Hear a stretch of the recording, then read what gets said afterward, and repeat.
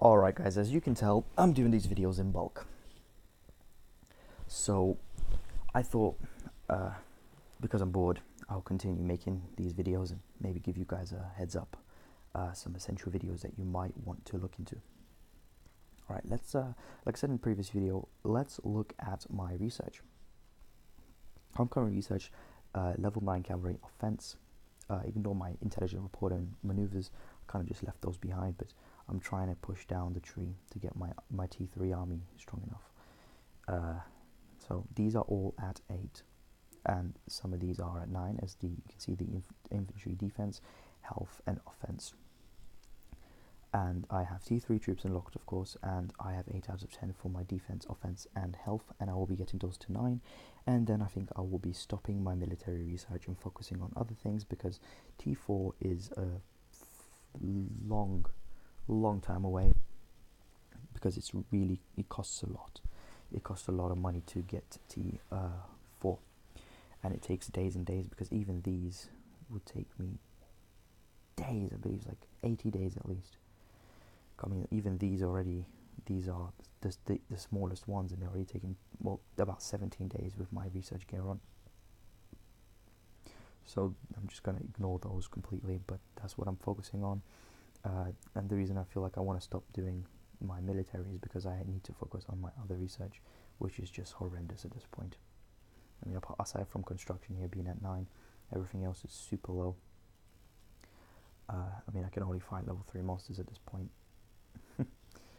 Alright, now you just saw my military tree. I'm going to give you a quick show of my might and how it is. Here you can see my current troop might is 8.4 million. My research is 10.5, and all of that should soon be going up. I am currently at 15 million kills. Interesting. That was all from pretty much one, about half of that is from one day where I had a great time in KVK and destroyed a lot of people, getting me a lot of kills and a lot of experience, which is what pushed me to level 59.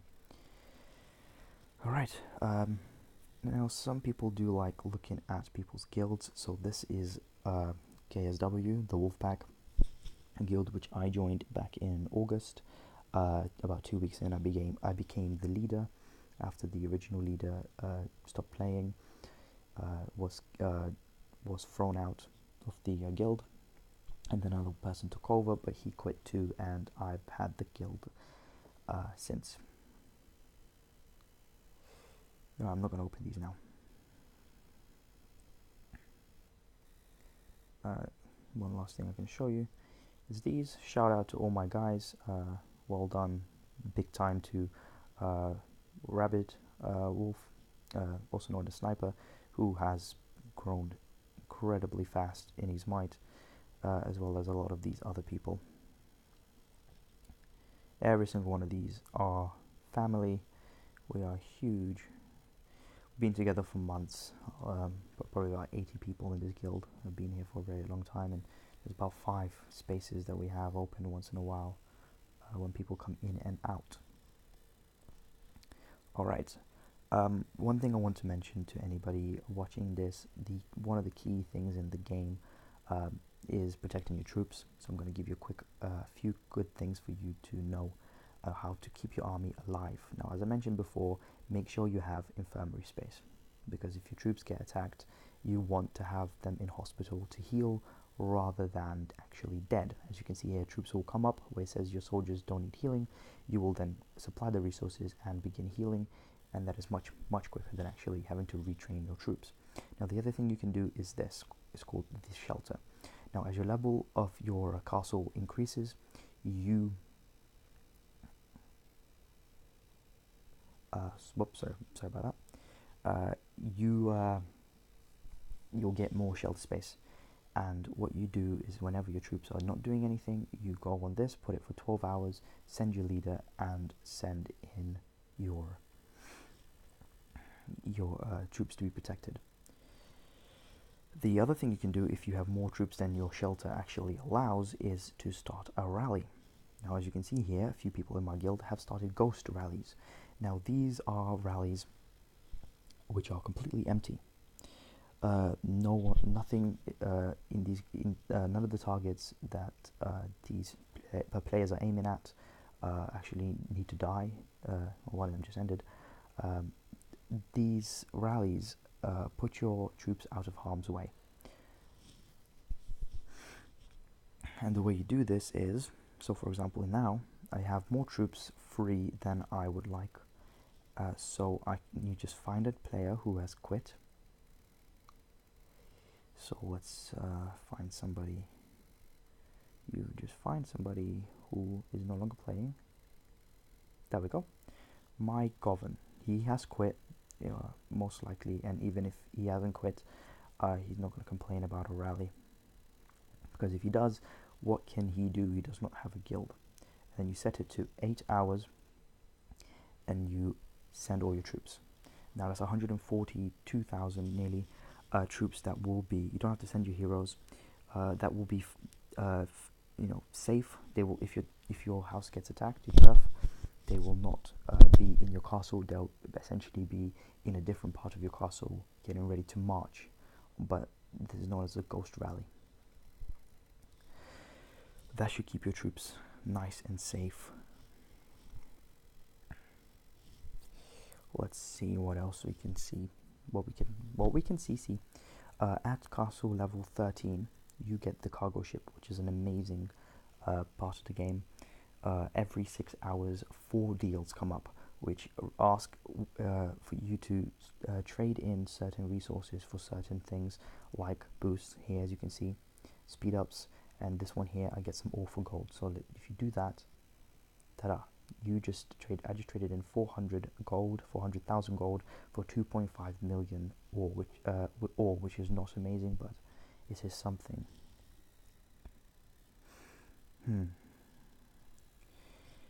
The other thing I wanted to mention is helping. Always help your guildmates. It boosts uptime, and at later levels, it boosts your research as much as maybe half a day for each time they click or something like that. So it's really, really helpful. So always do it. And in turn, if you're still able to gain 40,000 a day, you always do that. Make sure you claim those a day. And as you can see here, one of my teammates just started a rally. Delta Wolf. He just sent 171,000 in a ghost rally towards the person, as you can see here, YLZL.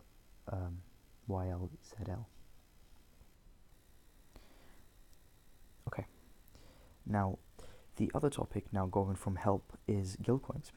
Now, what should you spend your guild coins on? Now, if you have a guild and you have guild coins, I have 47,000 because I just spent quite a lot. But if you look at this, you can see what you can buy.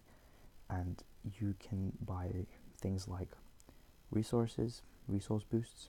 I have quite a few. Let's just do that. Why not? You can buy speed ups, which I don't really recommend. The pricing for them is stupid. The gathering boost is good though. It's quite cheap. It's only about 3 days worth of guild coins, and it's amazing for what it gives you. A whole week of gathering, so it's good. You can buy a shield, army, defense, army size boosts. All of these are good, apart from maybe false information. But I do not recommend getting anything in here. I mean, usually I buy a relocator, but now I'm no longer buying relocators. What you should be buying if you are going on to higher levels in the game and you have your main gear is jewel chests. Now, these are quite expensive and they can often be really bad, and you can get something shit in it. But if you are lucky, you can get some good rare jewels. And late in the game, jewels are as important, if not more important, than your actual gear. I would rather have all legendary jewels instead of actually this gear. They give amazing boosts, and you should begin early, spend your money on that. And if it means you can't be everywhere in the kingdom at the same time, it will just work out, and you're going to be happy in the future. Alright, now the other thing which some people actually are not aware until they get far into the game, or somebody tells them, is that if you look now, I am on 0 food. This is my army, 350,000 tier 3 troops, which I'm rebuilding after KVK. Damn, I need a lot more cavalry. That can't be all of them, can it? Yeah, it is. But anyway, here you can see my hourly upkeep. That's the amount of food I require. That's minus 1 million per hour. But even at 0 food, your troops do not suffer any damages. No reduction in power, nothing. They remain the same. So I recommend only having 1 farm, although I have a few because I just don't care about these buildings below. But I recommend having 1 farm at the highest level that you can get it to, and leave the rest. Because food is, I recommend just getting fruit packs. You get quite a few of these through the cargo ship. Just trade in whenever you can in the cargo ship. Overall, it works out to be much better. Food is just not great. Not a great thing to try and have a lot of, because you'll just be burnt by your troops eating away hourly. However, clearly they don't need to eat. They just starve. They eat something. They eat the grass on my turf. Alright, as those are essentially the main tips, just general stuff that I can give you so far in the 3 videos that I showed you. The other thing, of course, is the treasure trove, which you should get, and you should always put in 10,000 to 14 to 15, 16,000 gems a month, because every 30 days you basically get about 1,000. Like, I get a total of 10,000 extra gems, or 12,000 extra gems, which just is great. 12,600 gems I get given each month, and I get back my 14,000, which I put right back in. So every single month you're just going to be riding a big amount of gems, and that allows you to put your money into these buildings here, which require a lot of gems to level up and are essential to getting tier. Oh, that sucks. This guy's being released, so I might as well release him. So these people also, I'm waiting for them to die. At 2 days they will die, and I will get these stats on the side. As you can see, I increased army defense, attack, HP, and travel speed for a total of 1 hour for 1 day for each person I execute, and that stacks infinitely. So that's why I have people in prison. Oops, where did I press on? Oh, these are the hero stages. You just gotta clear this and go as far as you can. And to get heroes, you gotta do the elite stages, and I'm currently on 7. Alright guys, I believe that's pretty much all the main things that I can really offer. There's nothing much more than that that I can tell you. The only other thing I can think of is be careful with... Is that coming towards me? Did that just land at my base? No. The other thing obviously I can recommend is make sure not to have huge hives. My guild currently has loads of little bases. There's one up here, and then there's one of our second guild over here. There's another little place here, here with the second guild and crazy, and there's loads of little places which deters enemies from porting in to attack us because there are not too many targets. See, this group here gets a little gold star for the amount of camps they set up, because camps stop enemies teleporting right on top. But my little group here is not really too much into camps. Alright, that's basically it, guys. That covers most of the little tips that I can offer for you. That should basically be it. The only thing apart from what I've just said is that you can use an army size increase to increase your shelter space temporarily. But yeah, that's basically it, guys. Hopefully you enjoyed the last few videos I made of just little tips and tricks for the game. I could cover more in-depth stuff, like actual attacks, if you want. So just leave a like or a comment or whatever to let me know that you do want more from me. But These are all just basic things that you might want to know to help you grow the best. If there's anything I missed, I apologize.